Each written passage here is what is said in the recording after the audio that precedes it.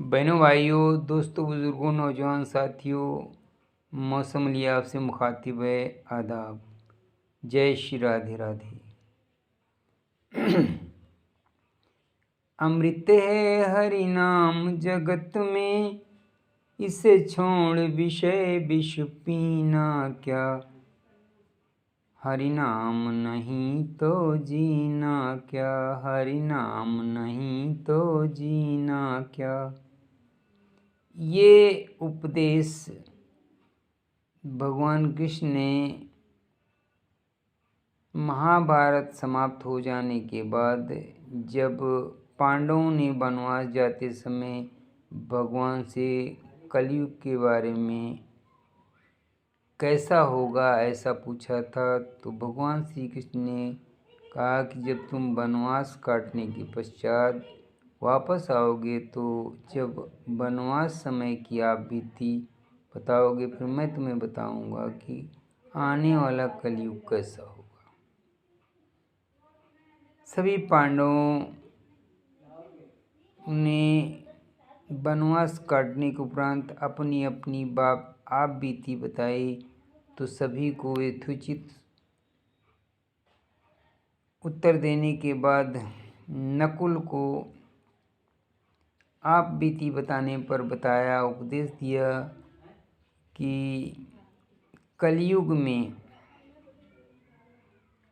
आने वाले समय में आदमी मोक्ष को प्राप्त होने का एकमात्र उपाय ये है कि भगवान श्री हरि विष्णु को जपे, यानी राम राम नाम करने से ही उसको मोक्ष मिलेगा। ये कलयुग में मोक्ष का उपाय है। भगवान श्री कृष्ण ने कलयुग में मात्र मानव के मोक्ष का उपाय बताया कि वो राम का नाम कसरत से याद किया करें। बहनों भाइयों दोस्तों बुजुर्गों नौजवान साथियों, भगवान मानव से पहले मोहब्बत करता है और मानव को उसकी मोहब्बत बाद में नसीब होती है। ऐसा प्रमाणित है, ये मैं नहीं कह रहा हूँ, ऐसा प्रमाणित है। दुनिया में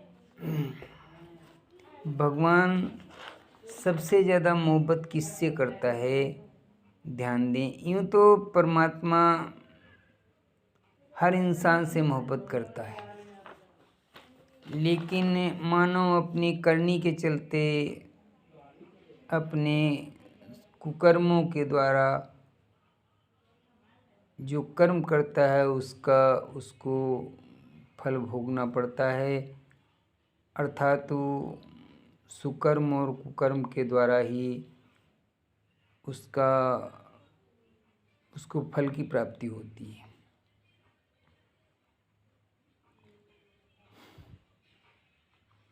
आइए जानें कि परमात्मा अपने कौन से बंदे से मोहब्बत करता है।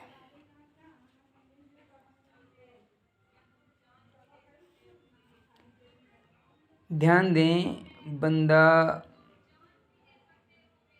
जो बंदा श्रद्धा और सबूरी से सब्र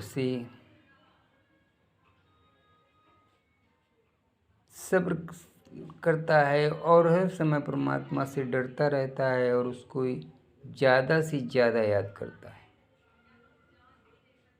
नंबर 2, अपने किए हुए पापों का प्रायश्चित करता है और सच्चे दिल से तौबा करता है, फिर ऐसा पाप कभी नहीं करता है। ऐसे मानव से भी परमात्मा मोहब्बत करता है। जो मानव सुकर्म करता है और कुकर्म से बचता है और परमात्मा की बनाई रचना से मोहब्बत भाव से उसकी सेवा करता है, परमात्मा उससे मोहब्बत करता है। जो मानव से बदला लेने के पश्चात भी जिसके अंदर अपना बदला लेने की क्षमता हो और वो उससे बदला न ले, ऐसा मानव भी परमात्मा को बहुत प्रिय है। सभी सांसारिक सुख होने के बावजूद भी जो इंसान भगवान में लीन हो जाए, परमात्मा उससे भी मोहब्बत करता है। ईश्वरीय पवित्र किताबों और ग्रंथों पे की शिक्षाओं पे जो अपना जीवन यापन करता है, परमात्मा उससे भी मोहब्बत करता है। बहनों, भाइयों, दोस्तों, बुजुर्गों, नौजवान साथियों,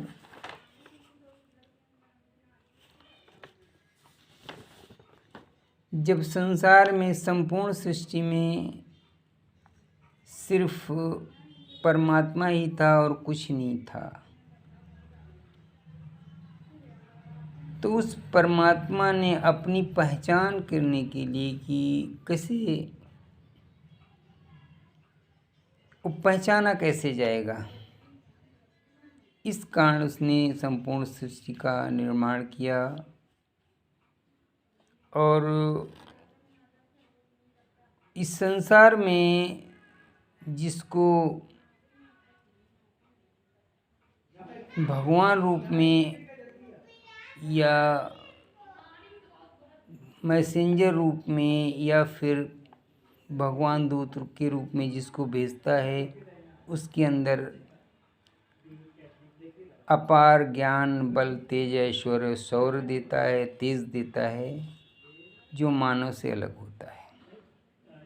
बाद में समय बीतने पर मालूम होता है कि ये मानव साधारण मानव नहीं बल्कि भगवान का अवतार है। 5 गुणों से लैस मानव रूप में परमात्मा का तेज होता है। हिंदी में उसे भगवान, अंग्रेजी में भाषा में मैसेंजर और अरबी में पैगंबर कहते हैं। भगवान श्री राम, भगवान श्री कृष्ण, ईसाइयों में प्रभु ईसा मसीह, यहूदियों में भगवान मूसा, अरबी भाषा में हज़रत मोहम्मद साहब वगैरह वगैरह, ये सभी अन्यायियों, पापियों का विनाश कर न्याय का मार्ग और परमात्मा को याद करने का सद्मार्ग बताने के पश्चात कहाँ विलीन हो जाते हैं, कहाँ चले जाते हैं, किसी को मालूम नहीं। और उनकी बड़ाई याद कर मानव रहती दुनिया तक उनका गुणगान करती है, उनकी बड़ाई करती है और उनको याद करती है, सिर्फ अपने मोक्ष के लिए। भगवान, पैगंबर या मैसेंजर किसी की पर्सनली जागीर नहीं होता है। वो संपूर्ण संसार के लिए सत्मार्ग दिखाने के लिए दुनिया में अवतरित होता है और पाप का विनाश करके धर्म का करने की प्रेरणा देकर दुनिया से विलुप्त हो जाता है।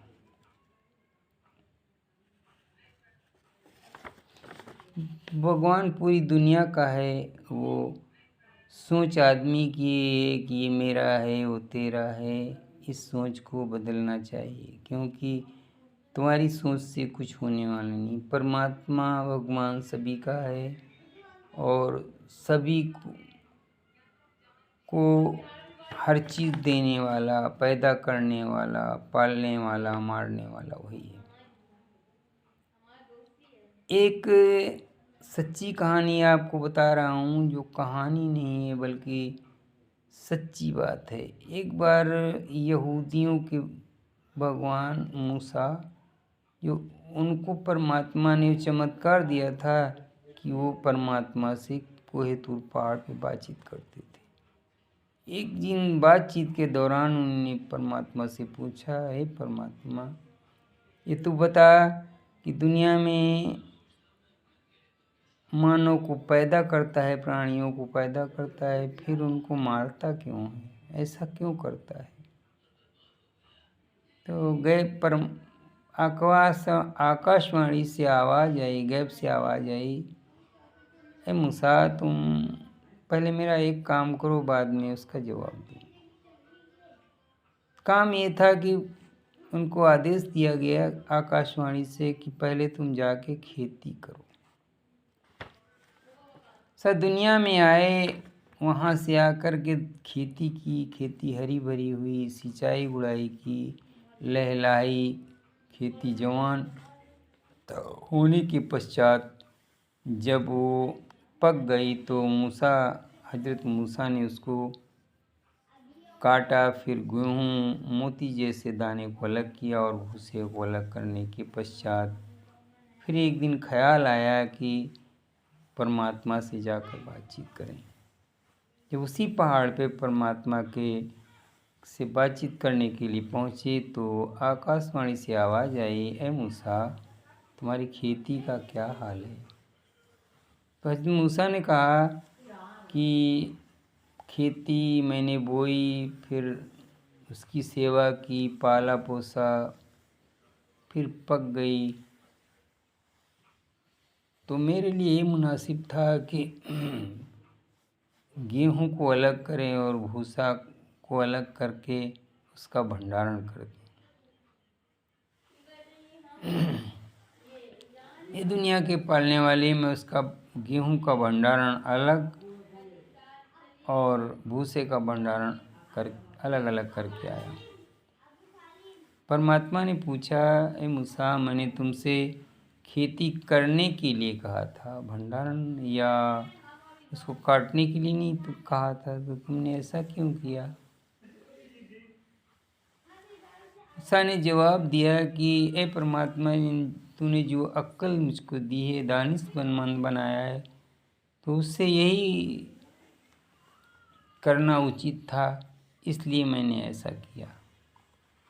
परमात्मा ने आकाशवाणी के द्वारा बताया, मूसा, यही दुनिया की रीत है, इसलिए मैं पैदा करने के पश्चात जो सुकर्म करता है उसको गेहूं के दाने के समान मोती जैसा अलग करता हूँ, और जो कुकर्म करता है उसको भूसे की माफिक अलग करके अलग अलग भंडारण कर देता हूँ। यही दुनिया की रीत है और यही परमात्मा की बनाई हुई रीत है। इसलिए बहनों भाइयों, दोस्तों, बुजुर्गों, नौजवान साथियों, सुकर्म करो, परमात्मा से डरो, यही सीधी रास्ता है। जय श्री राधे राधे। अस्सलाम वालेकुम।